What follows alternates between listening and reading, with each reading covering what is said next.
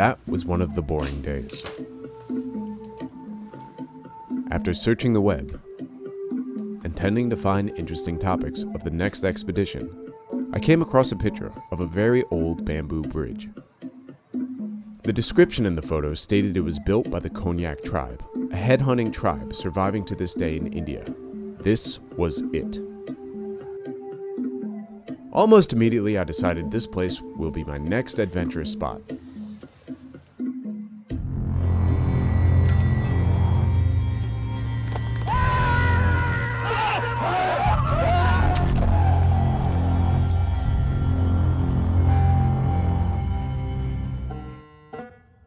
After 4 weeks of preparation, we found ourselves on the northeastern frontiers of India, in the state known as Nagaland. For this expedition, I was joined by my nephew Eric, a biology student from New York.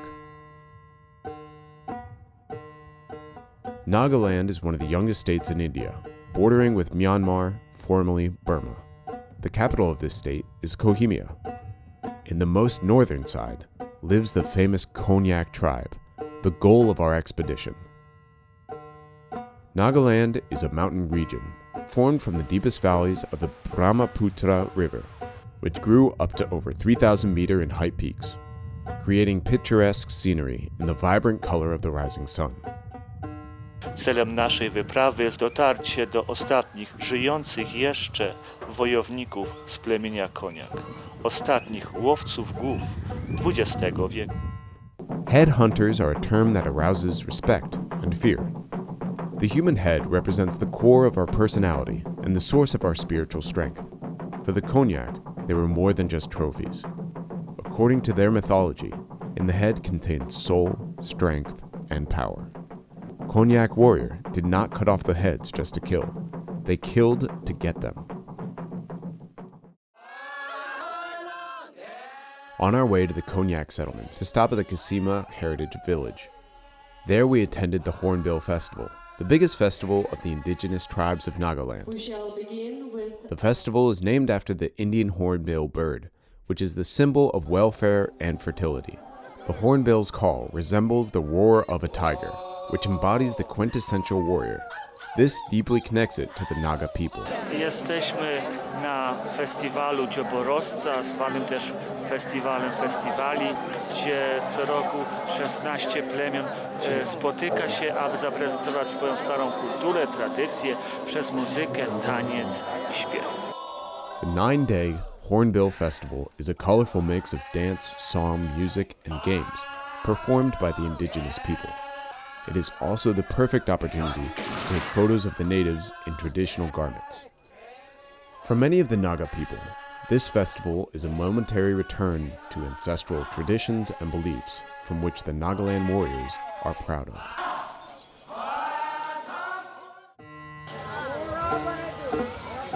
The local market yields exotic fresh vegetables, fruits, and fragrant spices.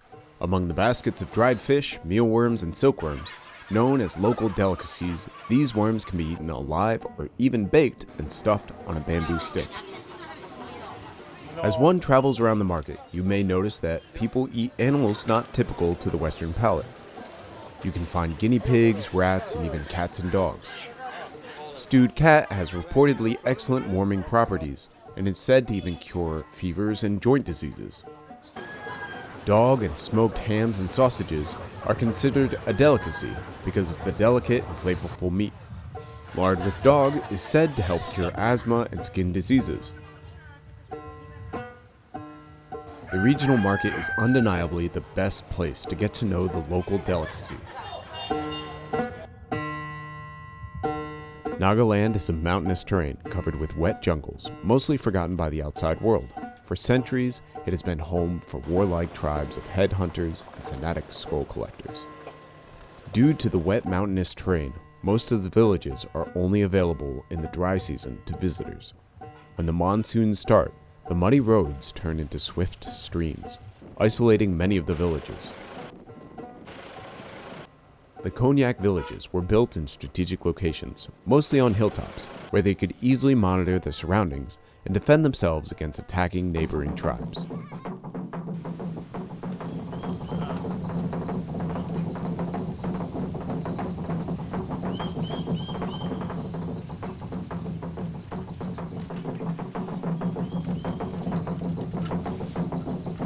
Znaleźliśmy ten bambusowy most, który szukaliśmy.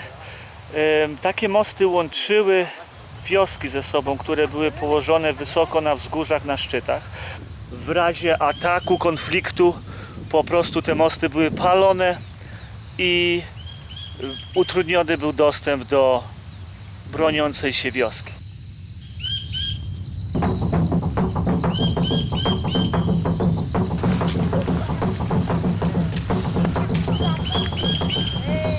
Jesteśmy w wiosce Langu na pograniczu Birmy i Nagaland, czyli Indii. W wiosce zamieszkałej przez Konyak, w której żyją jeszcze ostatni łowcy głów. The Konyaks believed that headhunting was a necessary act, not only to gain respect from the tribe, but also from the spirits. When agriculture started, headhunting was a means to attain bountiful crops. Head-taking was also a means of taking and controlling the soul of the dead through decapitating. This force passes on the warrior, his clan, and all his goods. Set-ad de upu, or tattooing of the face and body of Konyak, was a rite of passage. Tattooing marked the success of a young man after successfully obtaining a human head. The tattoos differ in shade and pattern, and stamped the best and bravest warriors in the clan. They were a symbol of bravery and protection from evil spirits. Men tattooed not only the face, but the neck, chest, and back.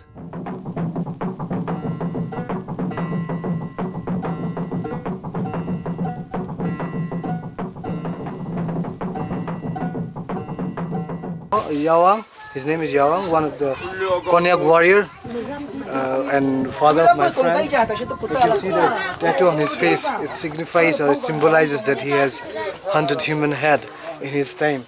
He is one of the last survival of the headhunters in this region. And he have hunted 5 human heads in his time. The Konyak warriors would obtain heads, not just from war, but often from raids on villages and solitary pursuits. Officially, the art of headhunting was banned by the British government in 1900, but the practice continued. The last reported headhunting mission was in 1970 in Burma, but many say headhunting is still practiced through today. The warrior who had the largest number of skulls gained respect and was regarded by all as a great warrior and hero. He would easily be noticed by the number of tattoos and adornments.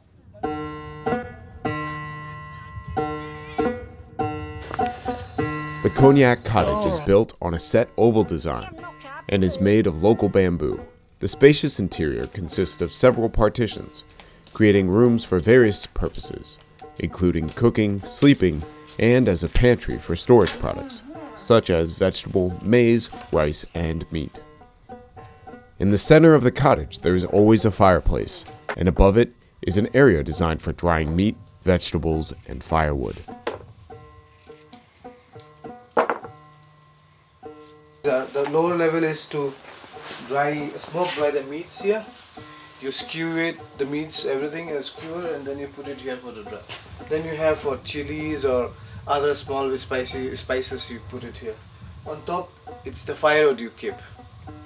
These are when you bring in the firewood fresh from the jungle, when it's wet, they kept here.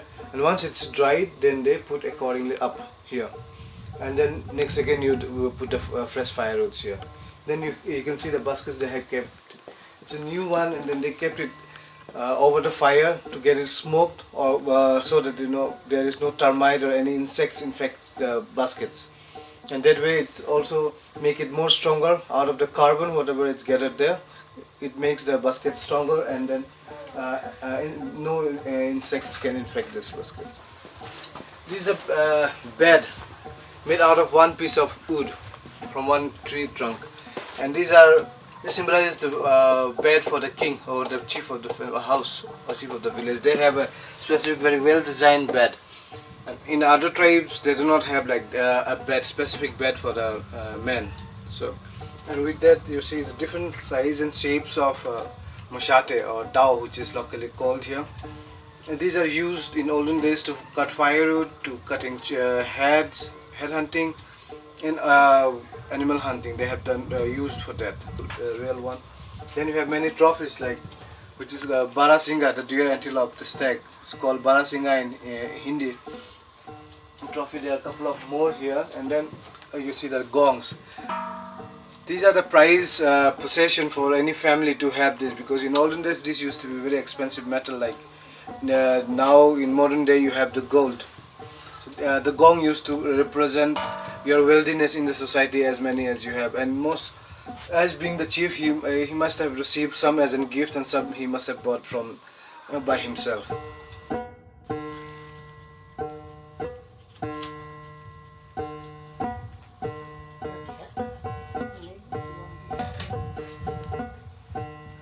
The outer walls of the houses are adorned with skulls of hunted and sacrificed animals. Most of the skulls are from local hybrid cattle, the mython. The size of the skulls, their horns, and their number indicative of wealth and social status of the owner. The household who has, it's the count or the trophy symbolizing that how many he has killed in his lifetime. The households, so you can see all around. There used to be more actually. Now with the modern day there is no hunting, or the practice is almost seldom. So the modern days collections are not there.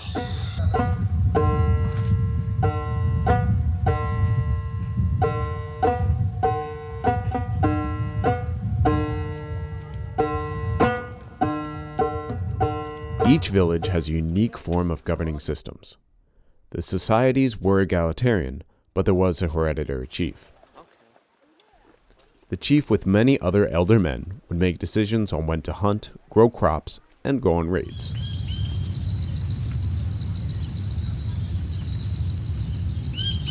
It's a Morung of the Konyak tribe of a Kela in Longwa village. And you can see all the huntings, the group huntings done, all the trophies hanging up there. And there's some very beautiful wood carvings done on a single door. The chairs, you can see, they're made of one piece of long wood. So the Konyaks are more famous for their wood carvings. Besides being a headhunter, they're very good in woodworks also. And their woodworks are really very famous in the state. Yeah. The Morung, also known as the Longhouse, is where the unmarried and young men would live and learn how to be a proper man from the elders. As a place of education, boys would learn morals, heritage, and how to pass into manhood. They were taught tribal customs, hunting skills, farming, and fighting. It was also an arena for social and political events and religious ceremonies.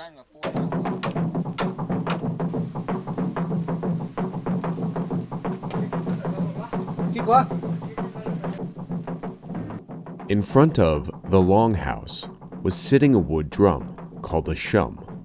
The shum was used to warn residences of an impending raid or for a death of a village member, and to relay important messages between villages.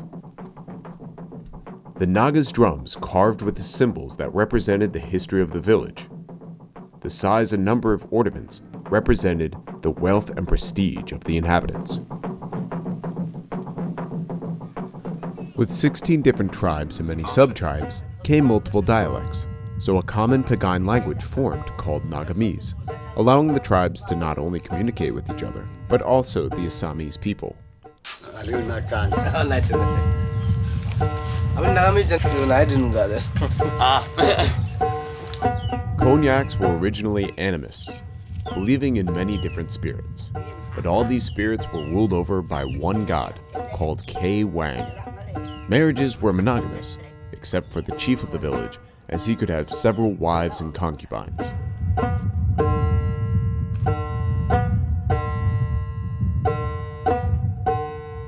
This is the house of the chief of this village, the chief. In a village there are a couple of other chief, the assistant chief. This is the main. And the olden days the chief house is always at the top and at the center. And the whole village is surrounded all around him or his house. This is the main entrance house of the chief of Longwa. Longwa is the largest village in this area. So he holds about 5 villages in and around. And he is the most respected chief among these areas. Every year the villagers collectively they bring them a pig and work for his in the field. all the villagers repair his house, and still the villagers under him gives him the respect and help in every possible manner they can. This is the main entrance, and you can see the fire over there. There's the main fire for the men. The female has the main kitchen fire is behind the house. This is the front. And you can see all the gongs, elephant tugs. You see the mutton horns. It's one of the largest in the area. You can see that kind of a trophy. It's the largest wild. And then the wood carving you see there over. It's unique, very unique, and then you can see only in this place this kind of wood carvings. Konyak were masters of the craft in the region and carved many sculptures presenting motifs from everyday life, like hunting and war. The chief's hut can contain multitudes of skulls of smaller animals, with tusks of elephants, giant gongs, spears, shields, and dios, a sort of machete. In the past, there was a place for human skulls.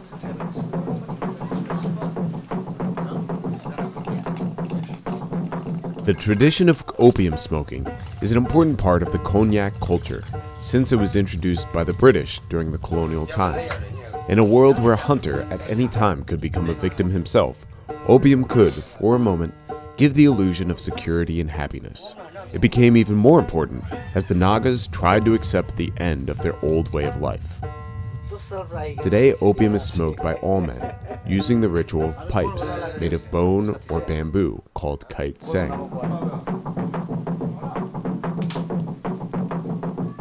Opium is prepared over an open fire.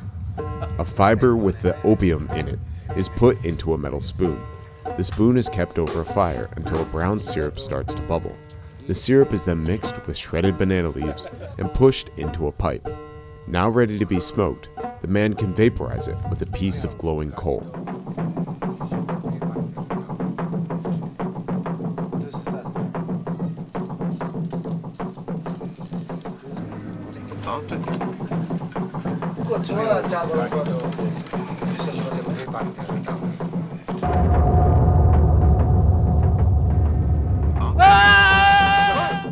Now we are in Sanghajinu village, one of the biggest villages in the Konyak area. Because the chief of this village, who always opposed of Christianity, rather preserving all these things. So this was his last wish, to keep the skulls, and he wished if the Christian wants to finish this system of keeping it, then that will go in his grave with him.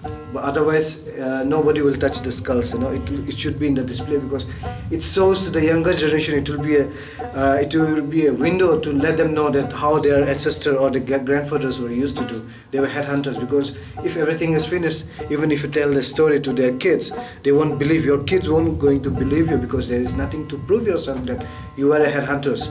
Because there won't be any headhunters with the tattoos or anything to tell them, prove themselves to be headhunters. We are here in Hongpui village. It's another Konyak village in Mon district.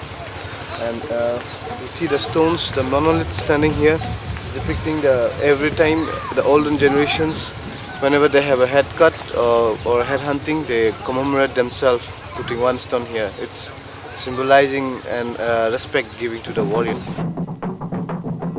So now I am standing in front of the epitaph built in the memory of the late Ang, the most popular and the most strongest Ang among the Konyaks in Mon area. Rongang, popularly known as Kopa, born in 1923, died on 4th September 2001. He succeeded late Atopang as Chief Ang of Singha. He was a great preserver of his traditional heritage. 4 queens he had, 18 wives, 19 sons, 7 daughters and 59 grandchildren. A hero who hunted 36 heads. That's amazing. It was the biggest in the area, they said. Among the chief he had the maximum kill. It's 36. His follower hunted 130 heads. Wow, that's big. Just want to know one question. When was the last time the chief actually collected a head? So it seems like the last head he hunted was in the early 1980s. At 17 he cannot kill a head. That's basically when he's getting his first head. Yeah. He collected his first head in the 1930s when he was around 17. The younger generation either stays in the villages and smokes opium and drinks rum while living off of what's grown or hunted, or leaves the village to live a more Western lifestyle.